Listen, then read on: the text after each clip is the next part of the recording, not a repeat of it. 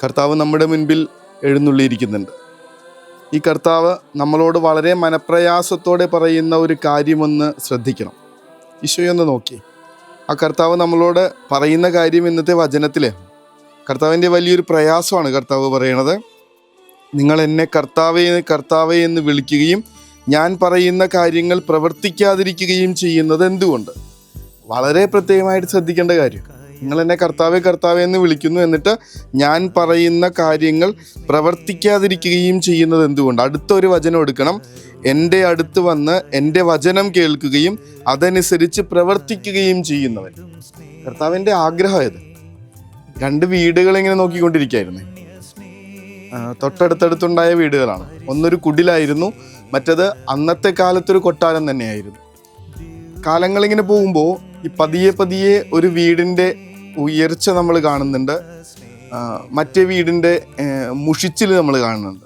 കാരണം വീടിന് ചെറുതാവാൻ പറ്റില്ലല്ലോ, അതിന് മുഷിച്ചിൽ വരുന്നുണ്ട്. മറ്റൊരു വീട് ഇങ്ങനെ വലുതായി ഈ വലിയ വീടിനേക്കാൾ വലിയൊരു വീടായിട്ട് മാറുന്നുണ്ട്. കാരണം വേറൊന്നും ആയിരുന്നില്ല, അത് വെറുതെ അസ്യൂം ചെയ്യുന്നതുമല്ല. എല്ലാ ദിവസവും രാത്രി കൃത്യം 7:30 മണിക്ക് ആ ചെറിയ വീട്ടിൽ നിന്ന്, ആ കുടിലിൽ നിന്ന് ഉയർന്നിരുന്ന പ്രാർത്ഥനാ ഗീതങ്ങളുണ്ട്, വചനഭാഗങ്ങളുടെ വായനയുണ്ട്.